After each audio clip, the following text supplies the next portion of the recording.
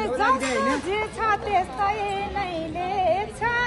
राम्री मान्छे नराम्रो देख्छ जस्तो देख्छ त्यस्तै नै लेख्छ राम्री मान्छे नराम्रो देख्छ